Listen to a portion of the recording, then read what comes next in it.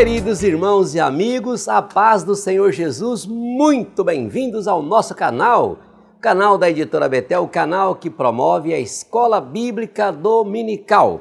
Eu sou o pastor Luiz Prates, estou aqui mais uma vez reunido com os meus amigos, pastor Marcos Santana e pastor William Barros, para darmos sequência ao estudo da nossa preciosa revista Betel Dominical do segundo trimestre de 2022, cujo tema é Apocalipse, mensagens sobre o triunfo de Cristo, exortações e promessas ao povo de Deus, comentada pelo pastor William Barros. E o vídeo de hoje é sobre a lição de número 2 da nossa revista, a revelação de Jesus Cristo. Convido você agora a pegar a sua Bíblia, a sua revista, seu plano de aula e uma canetinha, porque nós vamos começar agora o nosso precioso estudo. Quero dar aqui as boas-vindas ao pastor William Barros. A paz do Senhor, pastor William Barros. Seja bem-vindo, meu amigo. A paz do Senhor, pastor Prates, pastor Marcos Santana e a todos vocês que estão conosco aqui mais uma vez para a nossa segunda aula desse trimestre aqui. Meus irmãos, nosso textuário em Apocalipse, capítulo 1, verso 17, vai dizer: E eu, quando o vi, caí a seus pés como morto, e ele pôs sobre mim a sua destra, dizendo-me: Não temas, eu sou o primeiro e o último. E a nossa verdade aplicada vai dizer: não podemos, como igreja, ignorar ou desprezar a relevância da mensagem do Apocalipse, pois breve Jesus voltará. Quero também dar aqui as boas-vindas e a minha saudação ao pastor Marcos Santana. A paz do Senhor, companheiro, seja bem-vindo para mais um estudo. A paz do Senhor, pastor Prates, pastor William Barros. A nossa lição de número 2 tem como objetivos despertar para a brevidade do tempo, mostrar as características que identificam a igreja e destacar a pessoa de Cristo e sua posição soberana. Textos de referência: Apocalipse 1, versículos 3, 4, 5 e 6. Oremos nesse momento. Bendito e eterno Pai, Criador do céu e da terra, glórias ao teu nome, pela tua grandeza e majestade.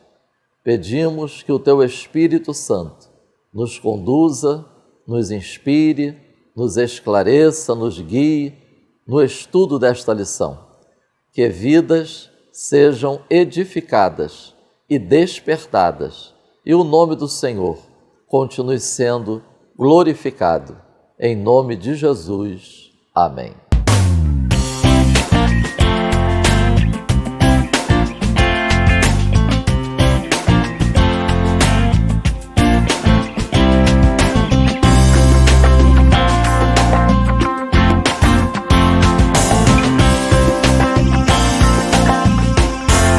Irmãos, eu quero iniciar deixando uma sugestão. Por se tratar de uma revista que o assunto estudado ao longo do trimestre está baseado em apenas um livro, como no trimestre passado estudamos o livro de Ezequiel e agora o livro do Apocalipse, é importante nós estarmos atentos a esses dois aspectos, a título de contribuição para cada professor. Em cada lição, nós estarmos prestando bastante atenção ao texto bíblico que está sendo abordado. E segundo, esse cuidado vai evitar nós estendermos a aula para outros aspectos que serão vistos em outras lições. Assim sendo, eu apresento para os irmãos que a lição de hoje, a lição de número 2, o tópico 1, está baseado em Apocalipse 1, versículos 1, 2 e 3. O tópico 2, em Apocalipse 1, versículos 4, 5, 6 e 12. E o tópico 3, Apocalipse 1, versículos 4, 5 e de 13 a 15. Isso vai nos ajudar, vai nortear-nos na preparação da lição e na exposição do assunto. Portanto, irmãos, a partir do contido nestes versículos iniciais de Apocalipse, é possível já afirmarmos que o povo de Deus, a Igreja do Senhor Jesus, o discípulo de Cristo, ele não pode ignorar ou desprezar a mensagem deste livro. Apresento uma contribuição para os irmãos compartilharem com os seus alunos e as suas classes, apresentando para eles um resumo didático da lição de hoje. Eu utilizo aqui 3 expressões que resumem a lição de número 2. Relevância, destinatário e o Deus triuno. O tópico 1, que é a relevância, nós vamos constatar a relevância tanto na autoria, como na bem-aventurança, como no aspecto do tempo. O tópico 2 são destinatários. E aí o tópico 2 vai trazer-nos a identificação dos destinatários, feitos para Deus e a responsabilidade dos destinatários. E o tópico 3, o Deus triuno, a Trindade, Jesus como Filho do Homem e Jesus glorificado. Então, convido os irmãos para estarmos lendo novamente a verdade aplicada. Não podemos, como igreja, ignorar ou desprezar a relevância da mensagem do Apocalipse, pois breve Jesus voltará. Não ignorar e não desprezar. Vamos ao tópico 1, a revelação do Apocalipse. Nós podemos constatar a relevância da mensagem contida neste livro logo nos primeiros 3 versículos de Apocalipse. Então, irmãos, cada aspecto que será abordado nesse tópico, nós atestamos a importância destes assuntos. Autoria. Eu trago uma contribuição que eu extraí de um livro escrito por Tim Chester em seu comentário sobre o Apocalipse. Ele usa o seguinte termo, corrente de 5 elos, para se referir aos que estão envolvidos na transmissão da mensagem do Apocalipse. E nós encontramos esta corrente de 5 elos em Apocalipse, capítulo 1, versículos 1 e 4. Vejamos, Deus Pai, Ele deu a Jesus Cristo. Jesus Cristo, pelo anjo, notificou a João, que escreveu em um livro enviado às igrejas. Eis aí a corrente de 5 elos daqueles que estão envolvidos na transmissão dessa mensagem. Deus, Pai, Jesus Cristo, anjo, João e as igrejas. Outro aspecto que eu quero destacar em relação à autoria. João, ele está isolado. Ele está na ilha de Pátimos, mas ele não está indiferente. Ele não está apático. Estas expressões que nós encontramos em Apocalipse 1:9 retratam o espírito cristão, o caráter cristão que nós encontramos em João, porque ele diz assim, ele se apresenta como irmão e companheiro dos que irão receber a mensagem. Irmão e companheiro. Notemos aí que não há indicação de soberba, de arrogância, de se achar superior a todos, pelo fato de estar recebendo a revelação. É uma excelente lição para nós nos dias de hoje. O fato de estar recebendo uma revelação, o fato de estar sendo usado por Deus, não deve nos levar a uma atitude, a um sentimento de arrogância, soberba ou achar que somos superiores àqueles que estão diante de nós.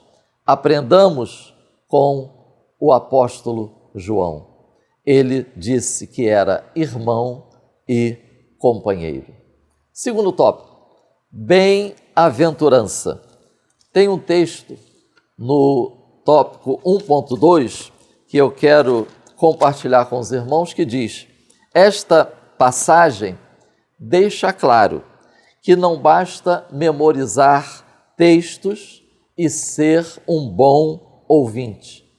É preciso obedecer à palavra de Deus para desfrutarmos das bênçãos do Senhor para o seu povo. É interessante que nós encontramos no versículo, bem-aventurado aquele que lê e os que ouvem. Isso indica, irmãos, que a igreja primitiva, ela adotou inicialmente a prática judaica em suas reuniões. Qual era a prática? Uma pessoa fazia a leitura das Escrituras em voz alta, enquanto que os demais estavam ouvindo. É interessante porque o versículo, ele diz, bem-aventurado aquele que lê, está no singular, e depois usa o plural, e os que ouvem. Então, indicando essa prática da igreja primitiva, a leitura das Escrituras nas reuniões. E aí nós podemos já extrair uma importante lição, é resgatar a leitura bíblica nos cultos. Notemos que o versículo 3, como eu disse, tem em mente que apenas um está lendo, mas que os demais estão ouvindo. Que não falte em nossos cultos a leitura bíblica. Não falte nas pregações a leitura bíblica. Não falte nas mãos dos que estão assentados e ouvindo a palavra, a Bíblia. Não falte interesse e reverência à leitura das Escrituras. Uma leitura não apenas para transmitir informações quanto ao futuro, mas ajudar o povo de Deus no presente. O texto diz, bem-aventurado não apenas quem lê e os que ouvem, mas guardam as coisas que nela estão escritas. Nela se referindo à profecia. Então, notemos, lê, ouvem, guardam. Expressam uma ideia de um exercício contínuo, visando a adoração a Deus e o fortalecimento na fé. Irmãos, notemos que se trata de um ouvir que exige obediência. A leitura da palavra de Deus, das Escrituras, implica na expectativa de que cada ouvinte compreende e obedece ao que está ouvindo.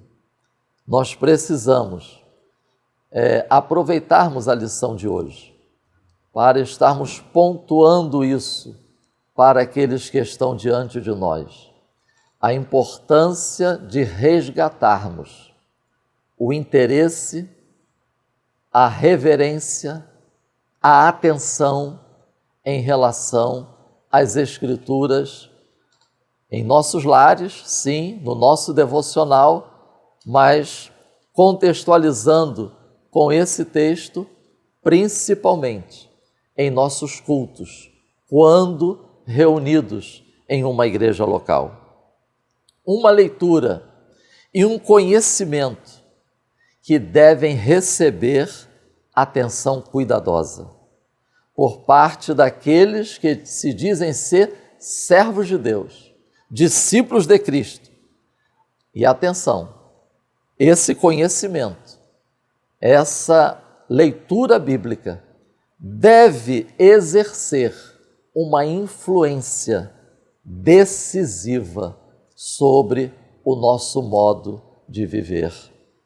Obediência e fidelidade devem ser a resposta dos servos de Deus ao ouvirem, ao lerem, ao estudarem as Escrituras. Alguém disse com muita propriedade: ouvir a leitura da palavra de Deus é privilégio. Obedecer é dever. Privilégio é acompanhado de responsabilidade.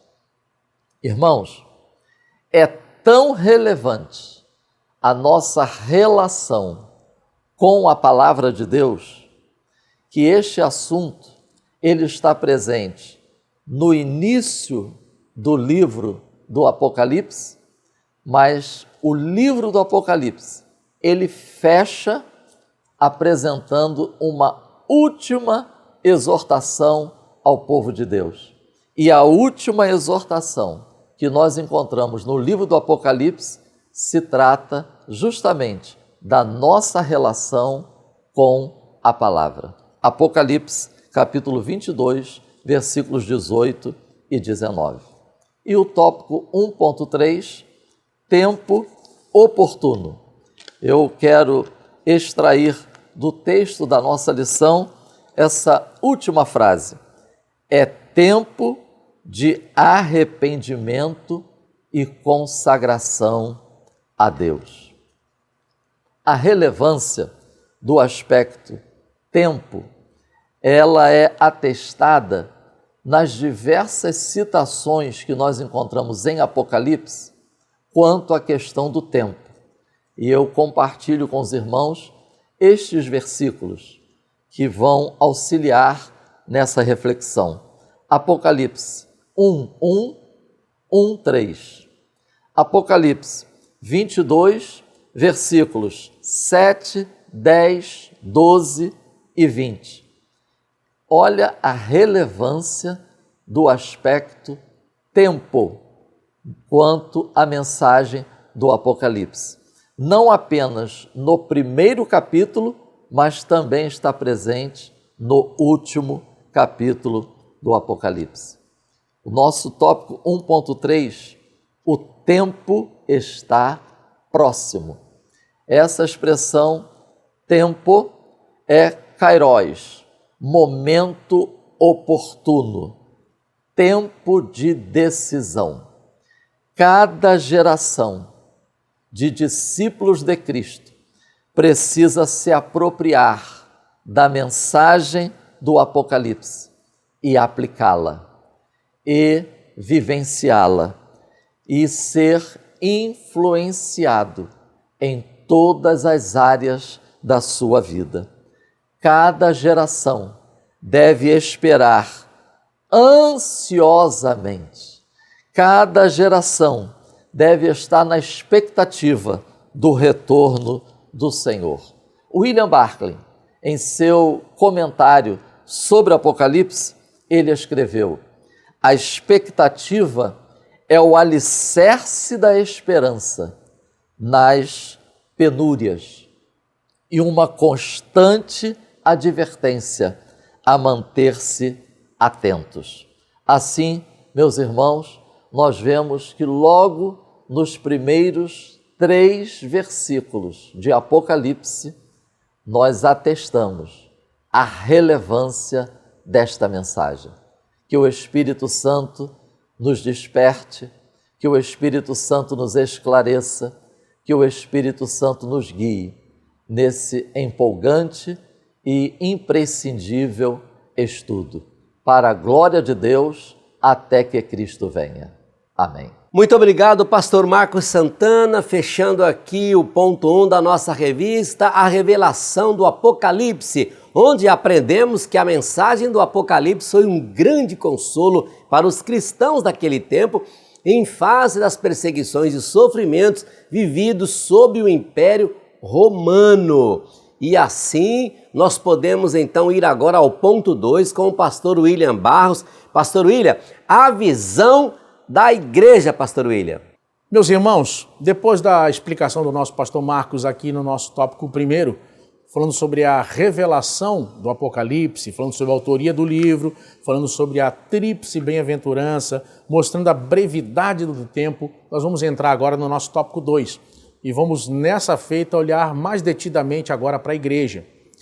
O nosso capítulo 1 do livro do Apocalipse, nós nos deparamos já na primeira menção às 7 igrejas da Ásia: Éfeso, Esmirna, Pérgamo, Tiatira, Sardes, Filadélfia e Laodiceia. Quando nós olhamos para as 7 igrejas da Ásia, mais à frente nós vamos estudar um pouco mais detidamente sobre elas. Nesse momento aqui, nós vamos ver o zelo de Jesus com a sua igreja, como ele trata com a sua noiva, mas ao mesmo tempo nos oferece aqui uma importante lição. É necessário sabermos quem somos em Deus. Ou seja, a igreja não pode perder a sua identidade. Muitas vezes somos tentados ou atacados pelo Deus desse século para que justamente percamos as nossas características, para que percamos as nossas qualidades, que a gente perca de vista quem somos, para que justamente nisso possamos ser enfraquecidos, dominados e destruídos. A igreja de Jesus está na terra para exercer no seu papel como corpo de Cristo a diferença, marcar a sociedade e oferecer a salvação em Cristo Jesus. Essa identidade da igreja não pode ser negociada. Não se negocia aquilo que não tem valor. Então, irmãos, é muito importante na lição de hoje entendermos quem somos e o nosso papel. Você vai ver, por exemplo, nessa questão, muitas pessoas dizendo assim: é a minha natureza, eu nasci assim, não tem jeito, eu sou desse jeito. Não, você é o que Deus diz que você é. Você pode aquilo que Deus diz que você pode. Não, minha sina é ser um pecador. Minha sina é viver no pecado X ou Y. Minha vida vai ser sempre a prostituição, por exemplo. Negativo. Se olharmos por esse lado, não é só a sua sina ou a minha, é de todo mundo. Porque, irmãos, todos nós nascemos do pecado. A salvação em Cristo Jesus nos libertou do jugo do pecado para que tenhamos agora uma vida nova em Cristo Jesus. Então não é só a sua, é de qualquer pessoa. Todos nós, na carne. A Bíblia diz que a carne para nada presta. Ou seja, na carne nenhum de nós vale muita coisa. O que vai fazer a diferença em nossa vida é Jesus. É o encontro com Jesus e a transformação pela palavra de Deus. Então não se engane, cada um de nós nasceu para ter relacionamento com Deus, para ser salvo e a partir daí exercer nesse mundo influência como sal da terra, luz do mundo. Então esse é o nosso papel. Por isso, irmãos, um grande benefício da aula de hoje, nesse tópico 2, é não perder de vista a nossa identidade em Jesus. O nosso tópico 2.1 já vai nos mostrar mais detidamente essa menção às 7 igrejas da Ásia.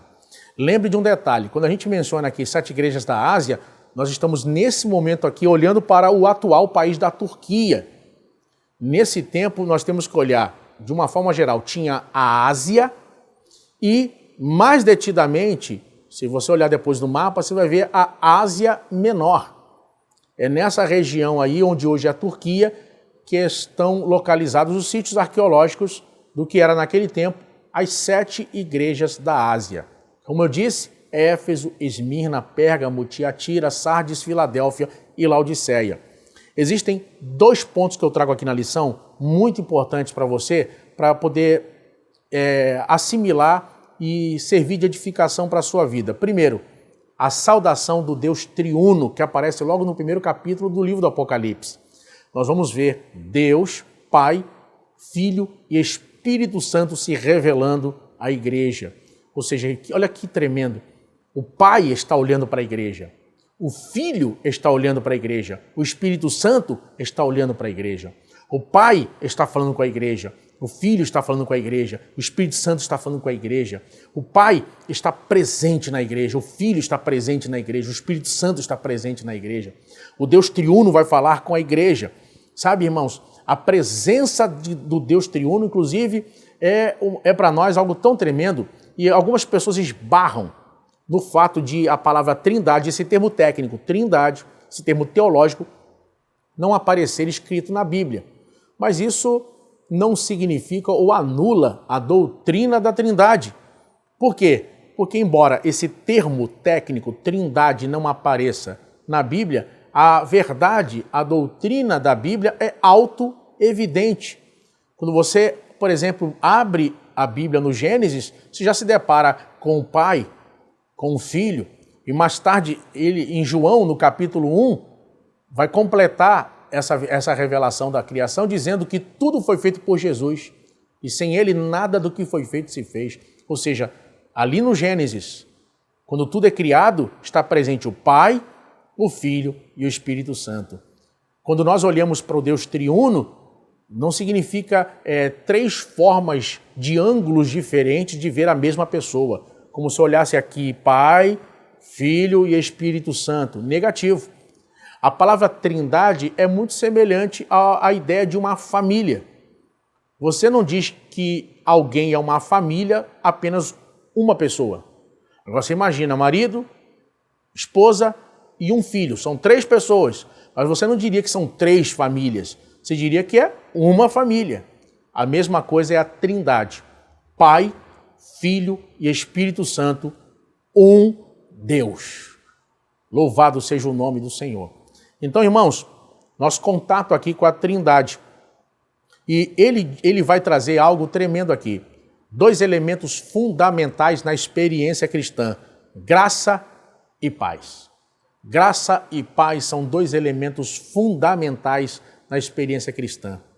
A graça que ele nos deu, mediante seu sacrifício expiatório vicário, em caráter de substituição na cruz do Calvário, nos ofereceu gratuitamente, num favor não merecido, perdão completo dos pecados e uma vida nova. E também a paz. Olha só, irmãos, os dons espirituais são do Espírito Santo, os ministérios são do Espírito Santo. Mas ele diz, a minha paz eu dou para vocês. Ele está dando. Agora vejam, olha que coisa tremenda. Significa que ele não emprestou, ele nos deu a sua paz. O príncipe da paz nos deu a sua paz. Significa que Deus não fez você para viver uma vida sem paz, consumido pela ansiedade, consumido pelos problemas do dia a dia. Não. Sabe, ninguém tem o poder de roubar a paz de você. Nem o diabo, nem os problemas, nem o mundo. Se você viver uma vida sem paz, não é porque alguém tomou, foi você que abriu mão dessa paz. Permita que agora mesmo essa paz possa nesse momento trazer no seu coração o equilíbrio necessário para lidar com o que você está enfrentando agora. A paz de Deus, que a Bíblia diz, excede todo entendimento, guardará os vossos corações. Ou seja, a paz que vem de Deus tem o poder de guardar o teu coração, as tuas emoções, a tua mente, o teu coração, o teu intelecto. Veja que a unção não vai guardar tuas emoções, mas a paz de Deus vai guardar as tuas emoções. Então você precisa agora, enquanto assiste essa aula, se fazer uma pergunta. Eu estou permitindo, eu estou abrindo mão da paz de Deus por causa desse problema? Eu estou deixando essa situação me atribular em vez de orar, em vez de buscar Deus, em vez de confiar na palavra, em vez de confiar no que Deus prometeu para mim? Então, irmão, graça e paz, 2 elementos fundamentais que estão na igreja e que o Pai, Filho e Espírito Santo, com a sua presença, traz para nós. O nosso tópico 2.2 vai mostrar um outro aspecto tremendo aqui, sabe? Ele vai mostrar a igreja como reino e sacerdócio. Reino e sacerdócio.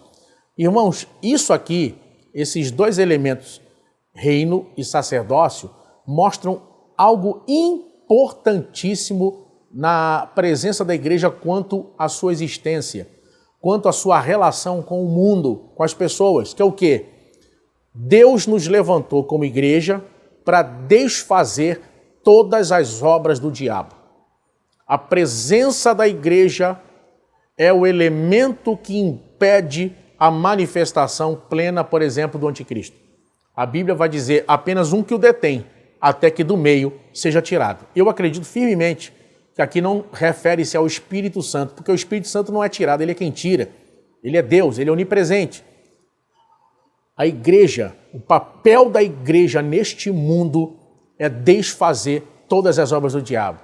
E aí você começa a entender por que veio perseguição naquele emprego, naquele local de trabalho ou naquela vizinhança. Imagine, há anos o diabo vem dominando aquele bairro, aquela rua, e agora você mudou para lá, começa a fazer culto doméstico, começa pessoas da igreja a visitar a sua casa, começa a ler Bíblia e orar, e aí o diabo pensa, daqui a pouco está ganhando o vizinho da direita, da esquerda, eu tenho que arrancar esse crente daqui. Daqui a pouco começa o quê? Filho do vizinho quer bater na sua criança, outro joga pedra no telhado, outro põe música alto, e você pensa, eu tenho que sair daqui. E o inimigo pensa, eu tenho que tirar daqui.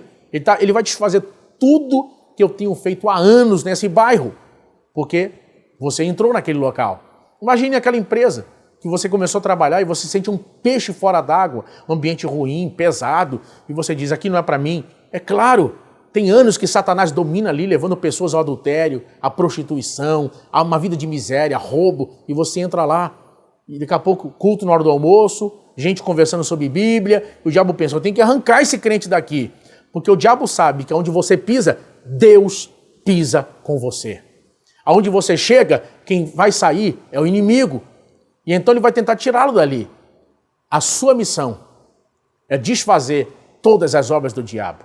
E eu quero declarar agora, debaixo da autoridade da palavra de Deus, que Deus levantou você para mudar ambientes, para mudar circunstâncias, para mudar situações, para mudar paradigmas, para mudar locais que até aqui eram dominados pelo diabo. Recebe esse revestimento, essa unção da parte de Deus.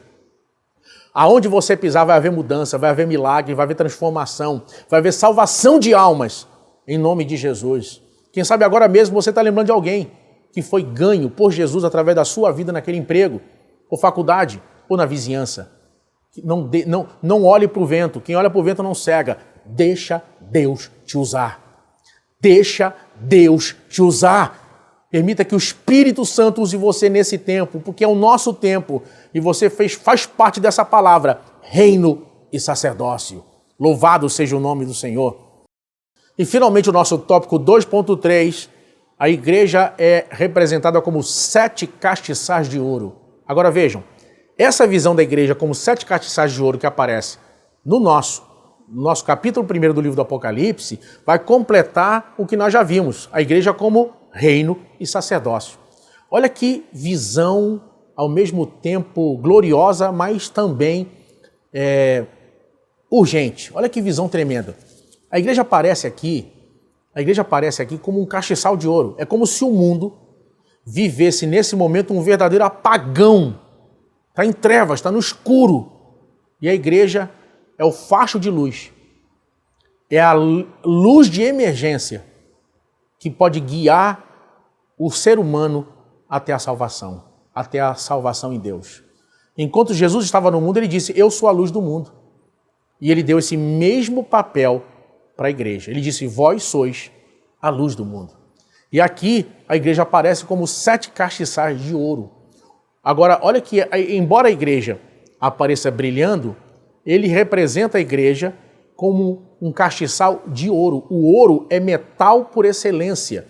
No Antigo Testamento, por exemplo, no tabernáculo, o ouro é símbolo da presença de Deus, da presença divina nos elementos que aparecem no tabernáculo.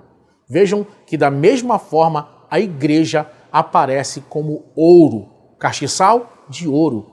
Ou seja, o que vai fazer a igreja brilhar não é pensamento positivo, técnica de coach, não é dinheiro ou recursos financeiros.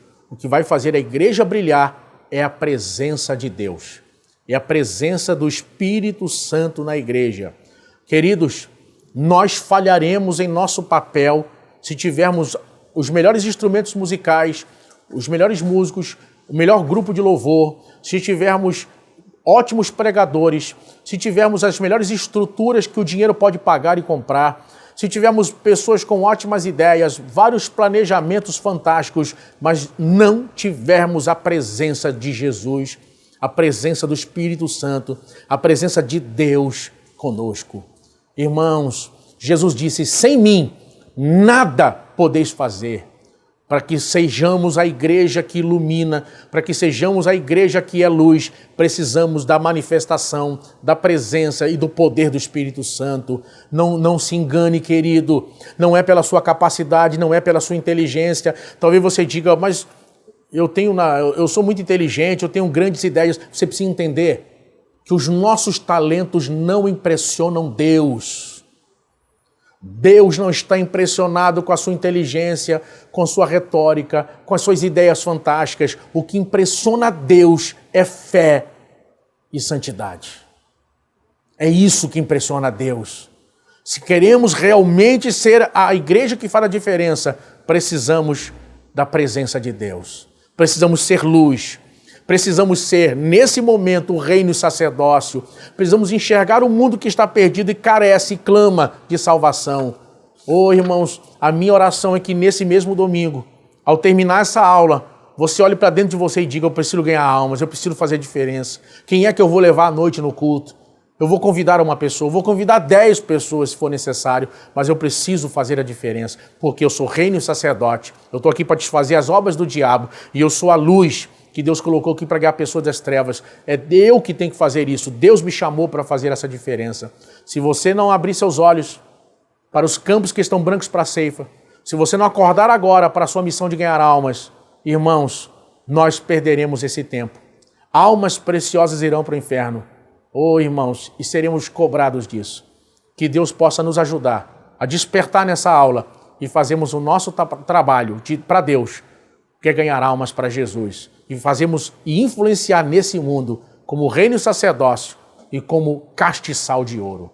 Que Deus abençoe você, abençoe sua família, fique com essa palavra e termina aqui o nosso tópico 2. Deus vos abençoe. Muito bem, pastor William Barros, fechando aqui o ponto 2, onde aprendemos que, em sua mensagem final e profética, Jesus demonstra seu cuidado e zelo com a sua igreja. E assim, concluído os pontos 1 e 2, nós podemos então terminar o estudo desta lição com o ponto 3, visão de Deus.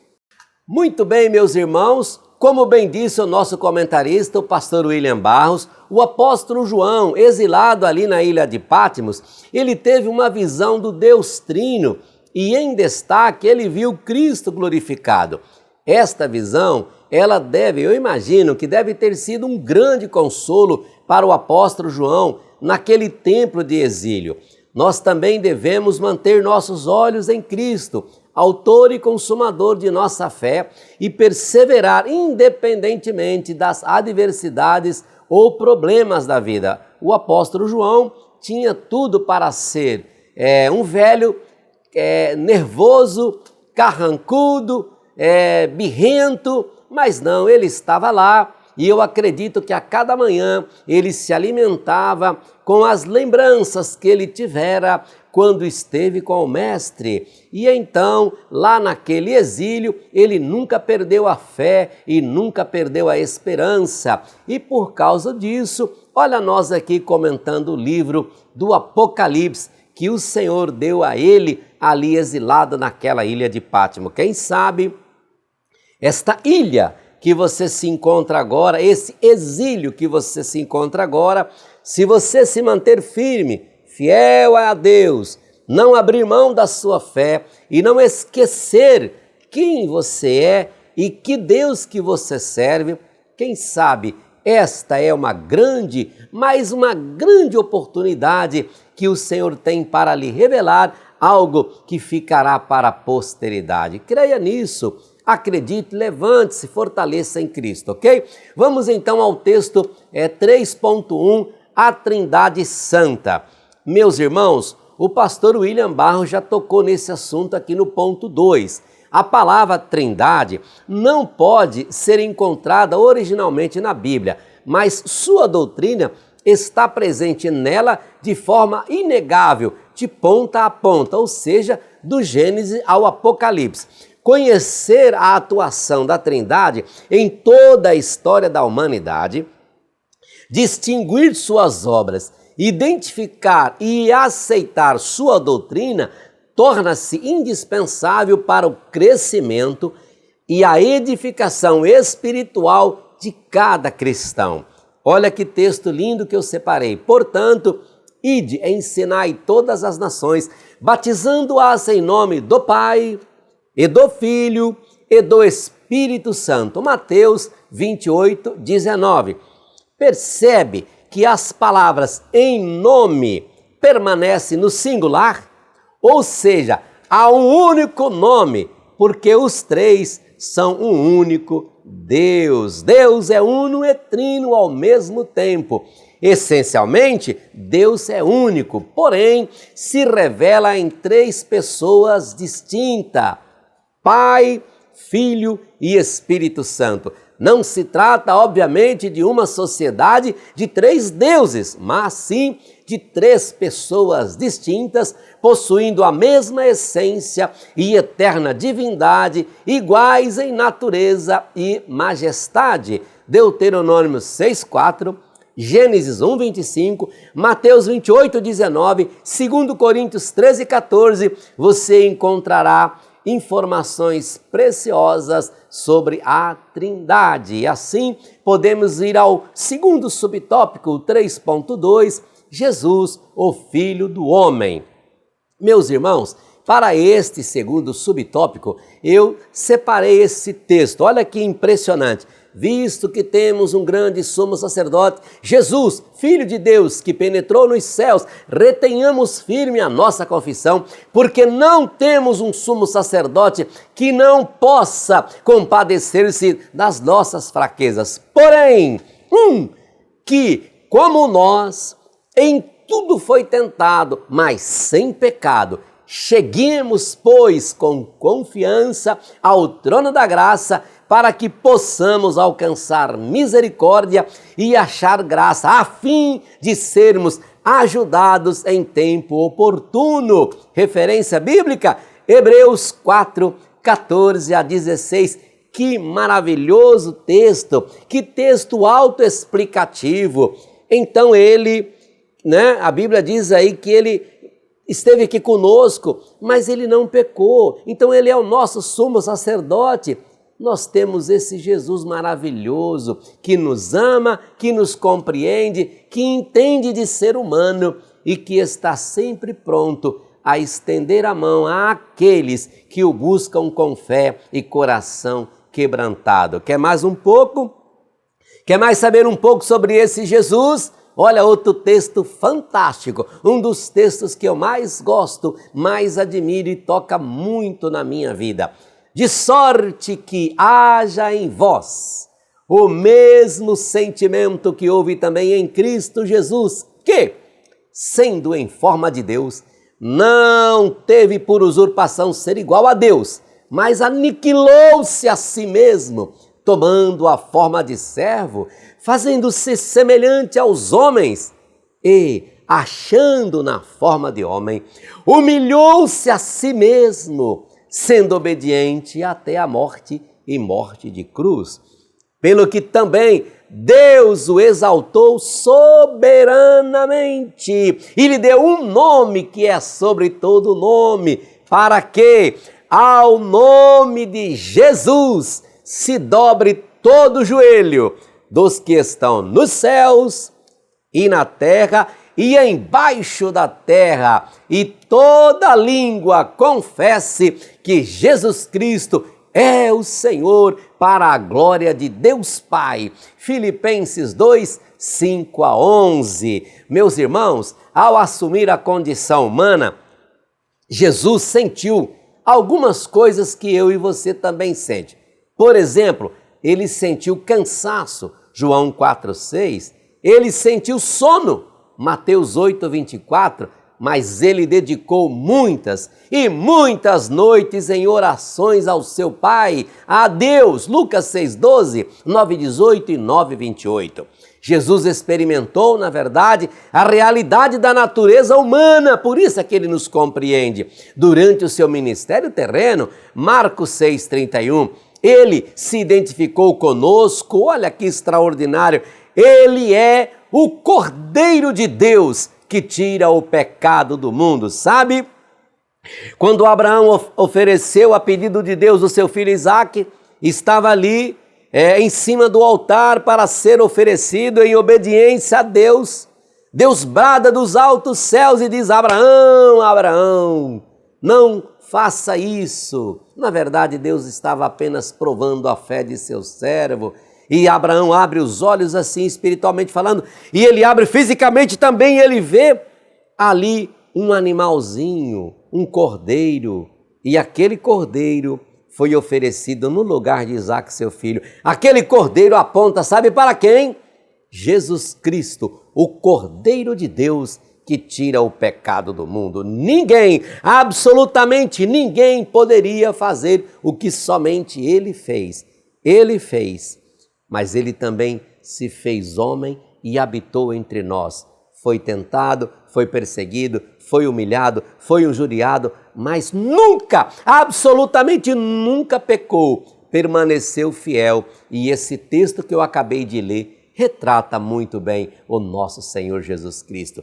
Curve-se diante desse Cristo maravilhoso, entregue sua vida a Ele, descanse nele e o demais Ele tudo fará. E assim nós podemos ir ao último subtópico, 3.3, a visão de Cristo glorificado.